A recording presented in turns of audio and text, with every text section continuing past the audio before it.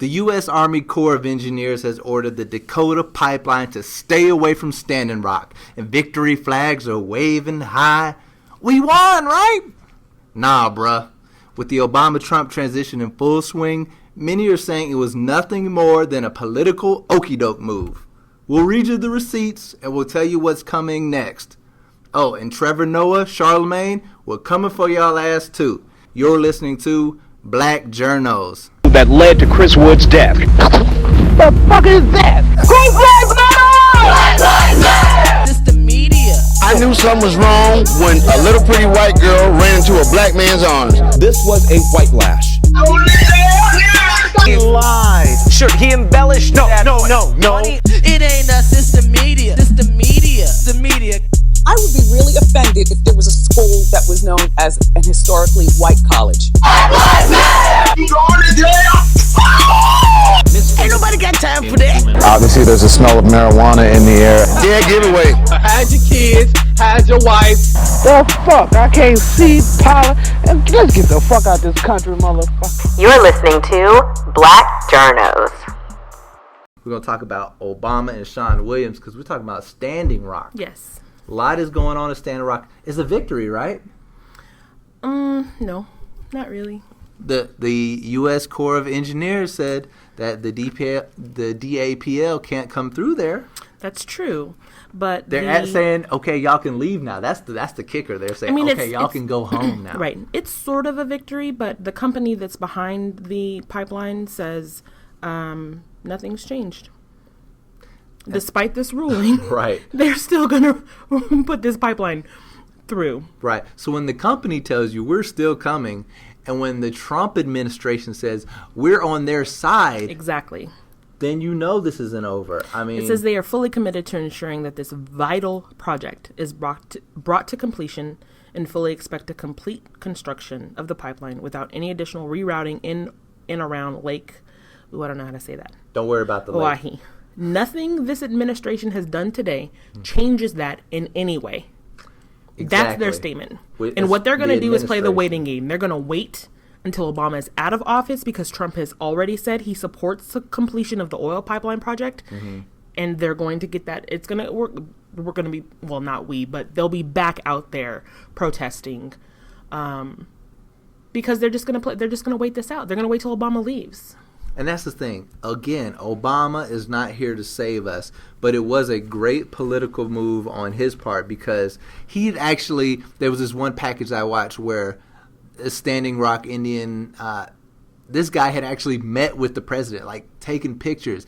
He came and kicked it with the tribe, and he actually said, I got y'all's back. So what, now he's on camera. He's on camera saying that. So now, and then you've got this compelling emotional piece that's going viral on Facebook where the guy is like, where is Obama? I miss him. I thought we were dogs. So, and then you've got other people calling Obama out. You got Van Jones on Chelsea lately. You've got, all these bloggers calling out Obama specifically. You, the black Young president. did as well. Right. So what happens it's over the weekend, right? Mm-hmm. That the announcement comes out.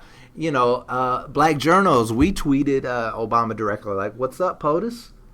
And the thing is, so now this is a great saving face thing for Obama. He gets to say that the blood is not on his hands, but it's obvious that nothing has really done. So that segues to another biracial dude, Sean King, who's saying he's got a boycott going, mm-hmm. and he's standing with Standing Rock, and they're well aware that nothing's changed. And so I sent you an email today because they're rallying the troops, basically. Yeah. So it started on December 5th, which just happened to be the 61st anniversary of the Montgomery bus boycott. Mm-hmm. And basically what they're doing is giving the federal government 43 days until Martin Luther King Day to meet the reasonable and humane demands of local activists in the following cities: Standing Rock, New York, and San Francisco. Okay. I mean, that's reasonable. Now, we still have to get into the details of what that is exactly. Mm-hmm. But what I do like is that people are saying, the wool is not being pulled over our eyes. We know exactly what's happening. This is basically just a break in the round. and we still got to come out fighting.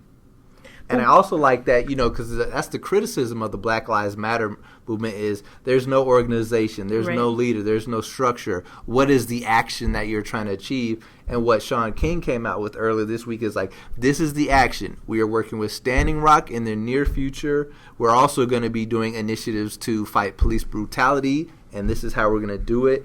And which is why he picked San Francisco and New York, because we've got Khalif Browder, we've got Eric Garner. Who in San Francisco? The names. I'm not sure of the names, but I don't remember the names. He specifically picked these cities because of the police brutality. And he said, these cities are kind of promoted as diverse, progressive cities, but they're not.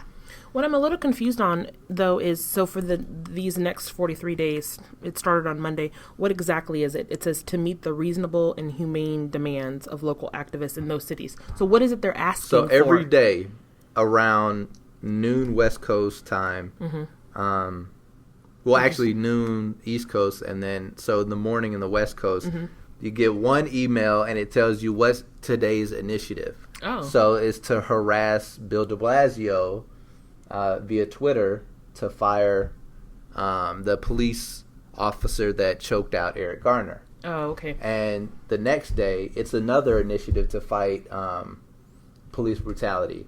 So every day there's some call to action. Okay. And then there's greater goals of defunding the DAPL.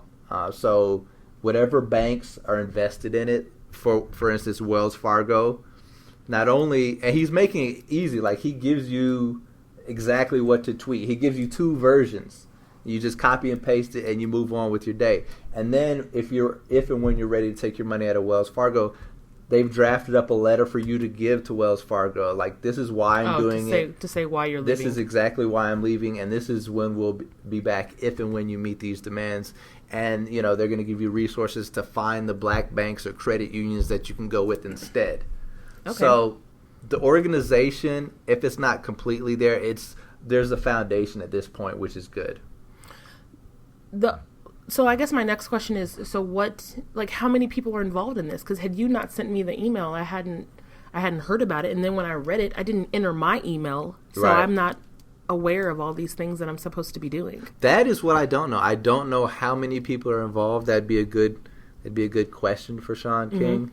And, exactly how much is he working with the Standing Rock community on the pipeline issue? Right. Like, that I haven't seen the pipeline part of the plan, but what I'm excited about is that this is someone that's saying we do have a plan, it's coming, and this is what we're doing in the short term, and which is good because what the people who are against the pipeline have been able to achieve in the short term without really much organizing, besides what's happening once your feet hit the ground there. It has been great. You've been able to finally get corporate media to cover it, and you've got the Obama administration to say, all right, we're going to stop it for now. Now, like we said, it's not, the game isn't over, but the attention that's being drawn to it enough, and the parallels between what they're going through and, the genocide that they've gone through throughout history, and then for black people, our own civil rights, right, has been important. Do you think that, I guess I'm somewhat encouraged by the people at Standing Rock. I just don't know that we have ever been able to mobilize ourselves like that. Not recently, anyway. They've got thousands of people that are camped out, blocking the pipeline. It's freezing. It's a blizzard, essentially. And I just don't know that we're able to do what those people are able to do. Again, you're about to do it. I've noticed the thing through most of our shows, there's always this point in the show where you say, but see, black people, we're not ready to do that. But you got to stop comparing black people's situation in America to other ethnic groups because it's not unique. So much a comparison as it is. It is a comparison, though. I guess it is, but it always seems like we have good intentions, but we never follow through with the plan. So while I think this is a great plan and he's got steps that I can go over, I'm skeptical because like I said, I've said this before, a shooting happens, we boycott for a couple of days, and then we go back to our regular lives.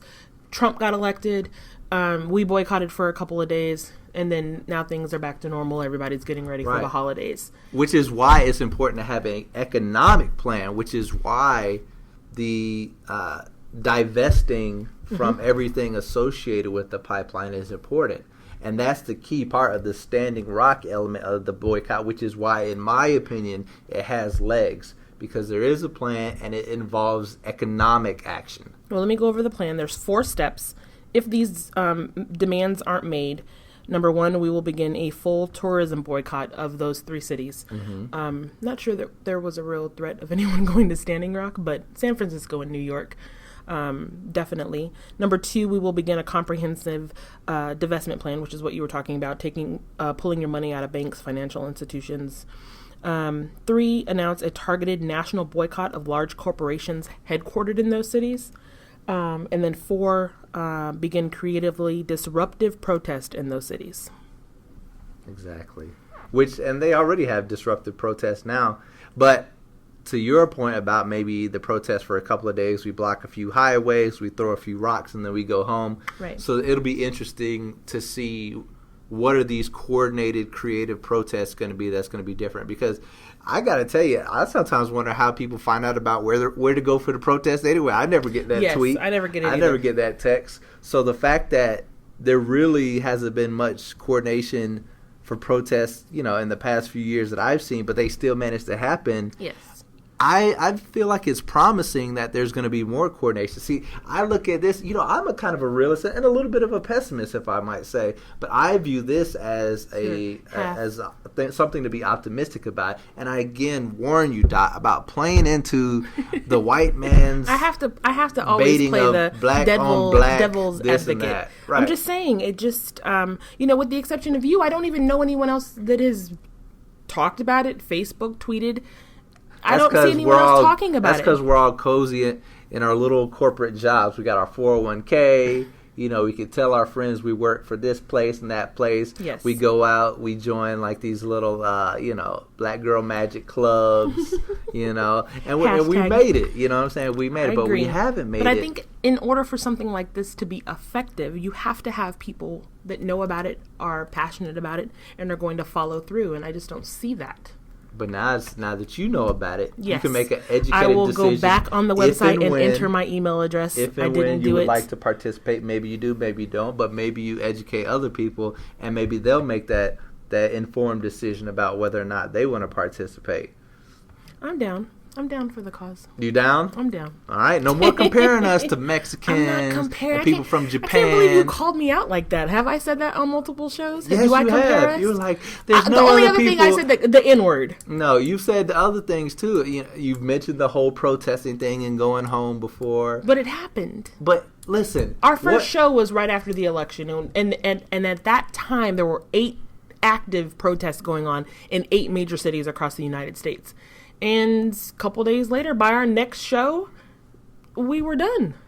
This is the beginning. Okay, well, this is the beginning. I mean, you got to keep in mind that through every major point in American Black history, whenever an organized movement happens, then something happens to cut off the head of the snake. Mm-hmm. Whether they murder Malcolm X and Martin Luther King, whether they arrest Angela Davis for a crime she didn't commit, whether they introduce drugs into our community, flood it with drugs.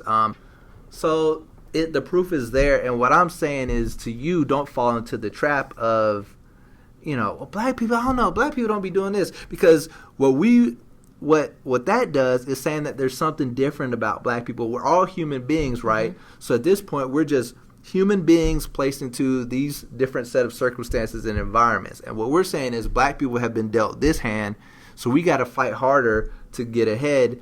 And those efforts have been, obstacles have been thrown in our way throughout history, but it doesn't mean that we aren't able to do it. It just means that we have to keep trying and reevaluate to get that win.